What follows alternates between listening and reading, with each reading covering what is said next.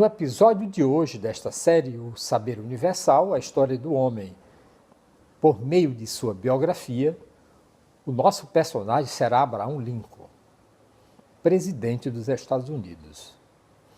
Sempre gravado ao vivo daqui da Academia Lato Sensu do Instituto Capuí Filmes, lembrando de que nenhum grande homem vive em vão.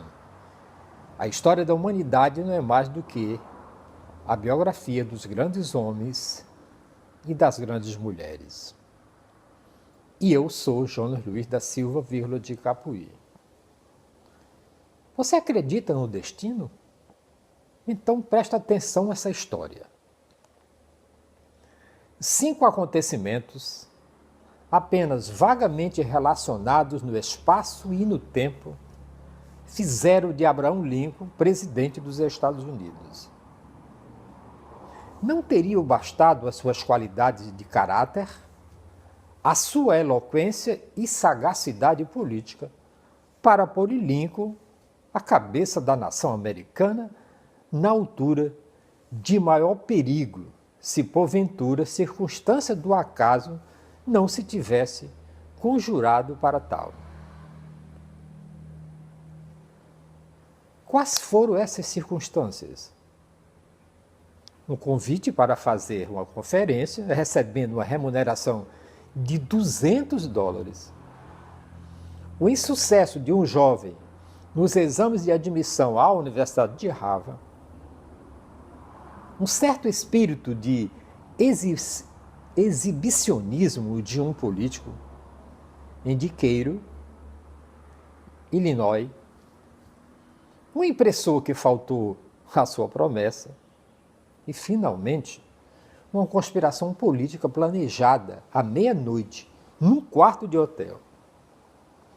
Se tudo isso parece incongruente e em desacordo com a história vulgarmente narra, consideremos em pormenor os acontecimentos acima mencionados. Na altura velada pela excitação provocada pelo tumulto político e agora ofuscado pelo decorrer do tempo. E vejamos como Lincoln subiu ao poder com essa ajudinha do destino e do acaso. Finalmente, consideremos um homem desalentado, sentado no modesto escritório de advogado em Springfield, Illinois. Corria o outono de 1859. Lincoln tinha 50 anos, exercia a profissão havia mais de 20, ganhando cerca de $3.000 por ano, embora a firma tivesse recebido recentemente fundos consideráveis.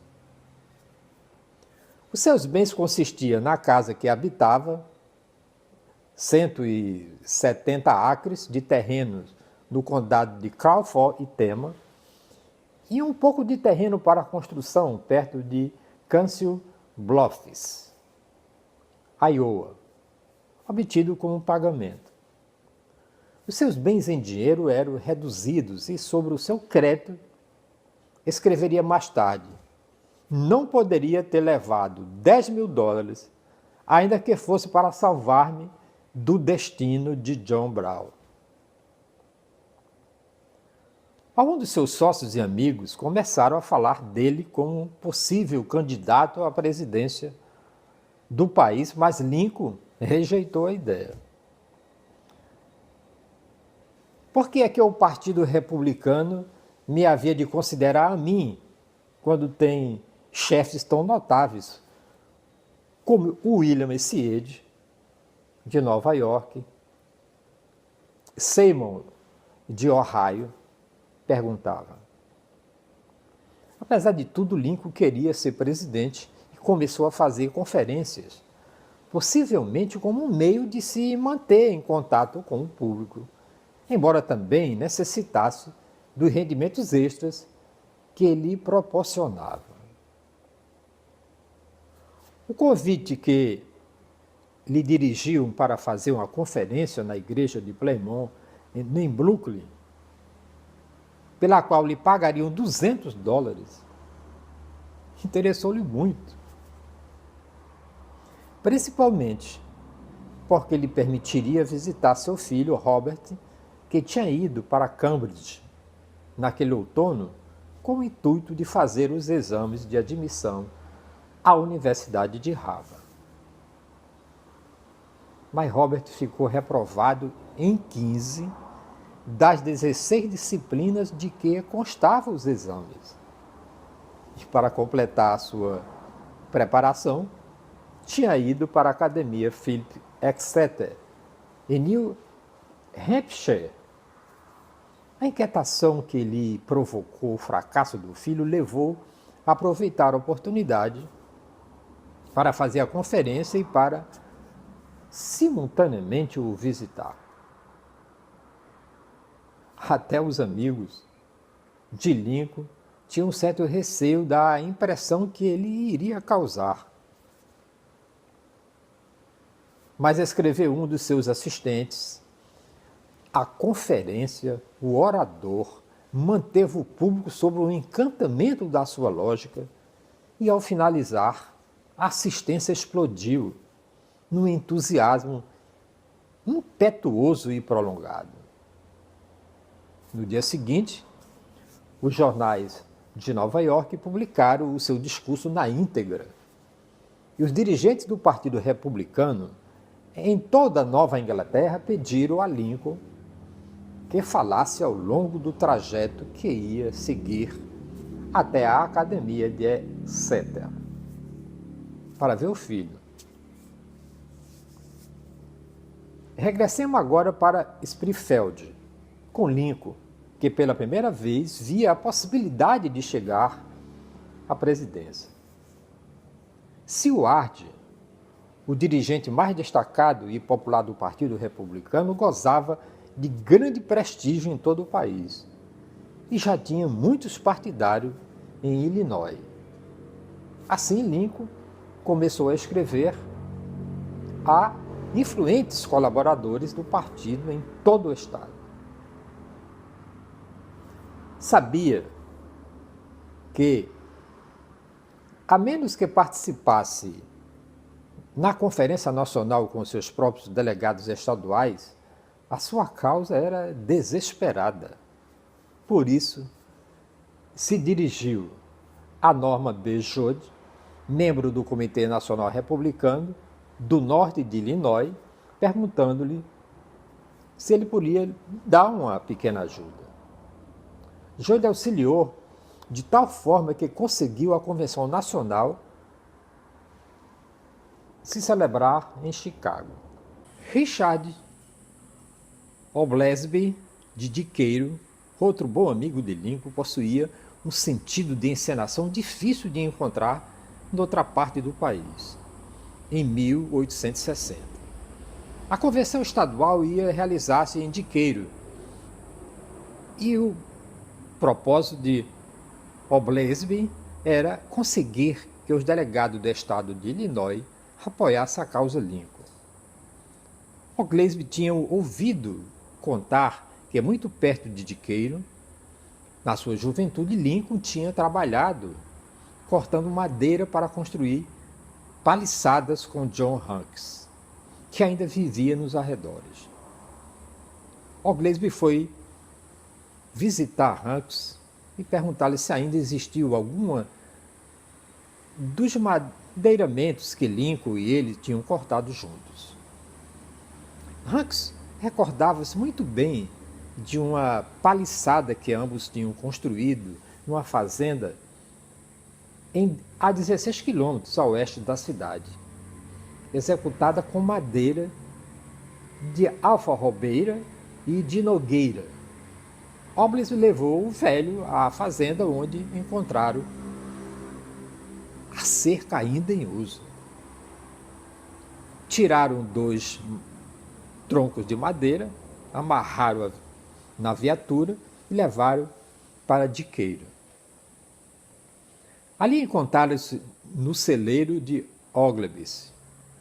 Uma semana mais tarde, num momento estratégico da convenção estadual, Oglesby levantou-se e anunciou que um antigo democrata desejava fazer uma contribuição.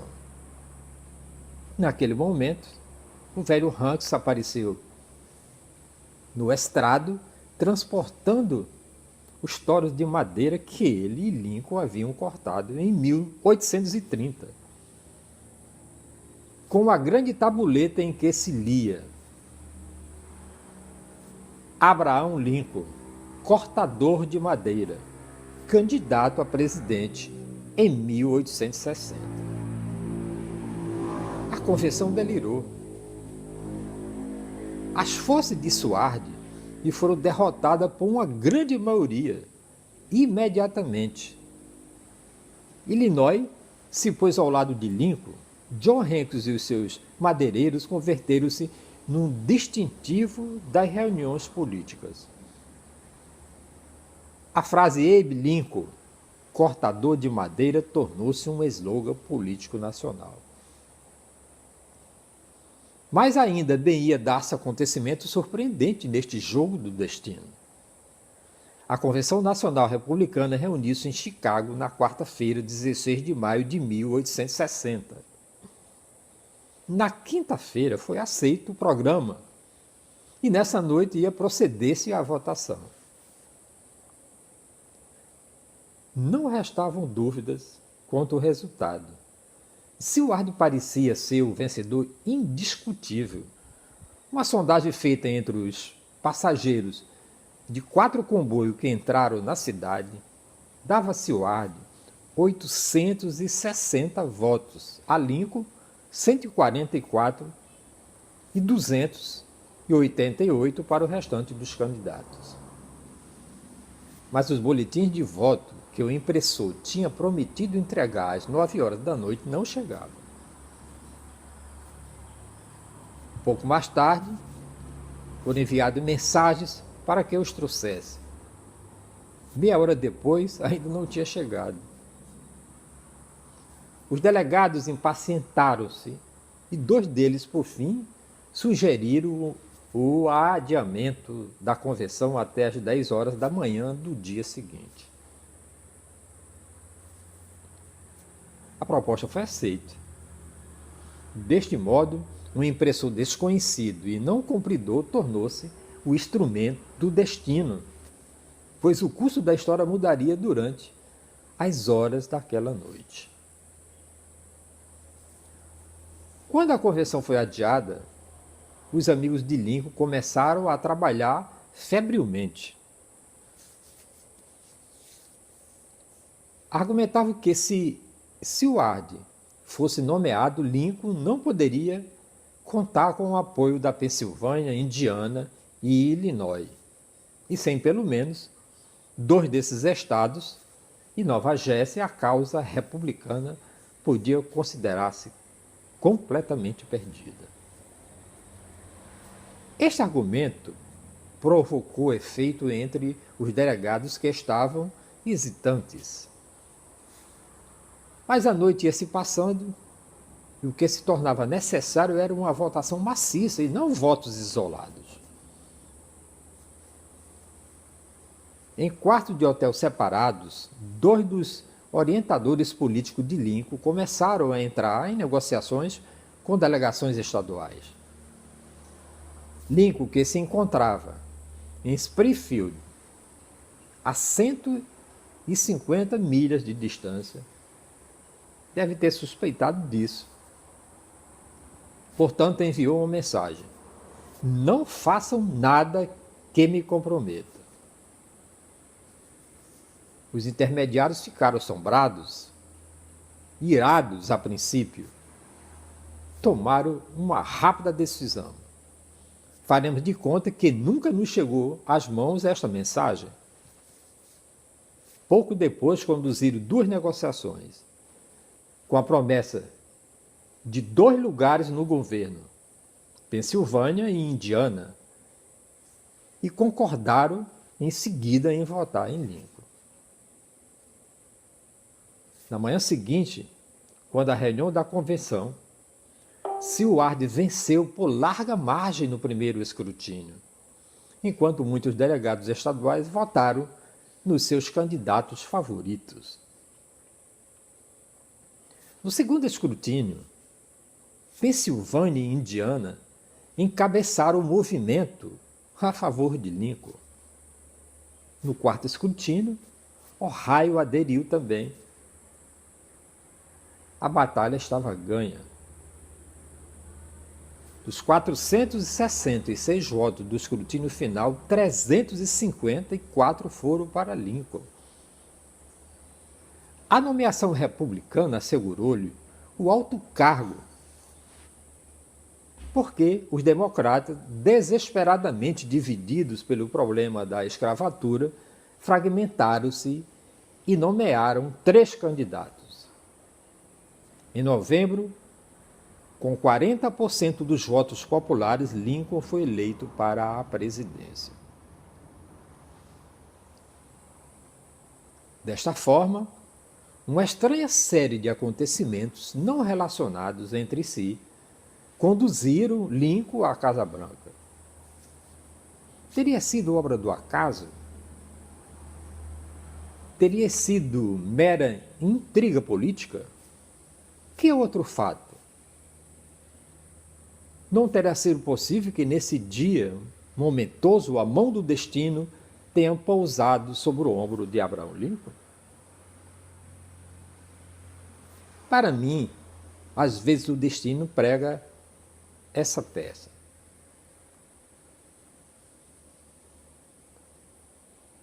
Então, se a gente trouxer para a época atual, a gente pode dizer: tudo é ilusão se você não colocar o destino como peça nas eleições presidenciais do Brasil do ano de 2018. E no próximo episódio desta série, O Saber Universal, a história do homem por meio de sua biografia, o nosso personagem será Guglielmo Marconi, sempre gravado ao vivo daqui da Academia Lato Senso do Instituto Icapuí Filmes. Lembrando de que nenhum grande homem vive em vão, que a história da humanidade não é mais do que a biografia dos grandes homens e das grandes mulheres. E eu sou Jonas Luiz da Silva, vírgula de Capuí. Agradeço muito por você estar recomendando o nosso canal no YouTube Jardim do Ed TV aos seus milhares de amigos. Muito obrigado e até a próxima.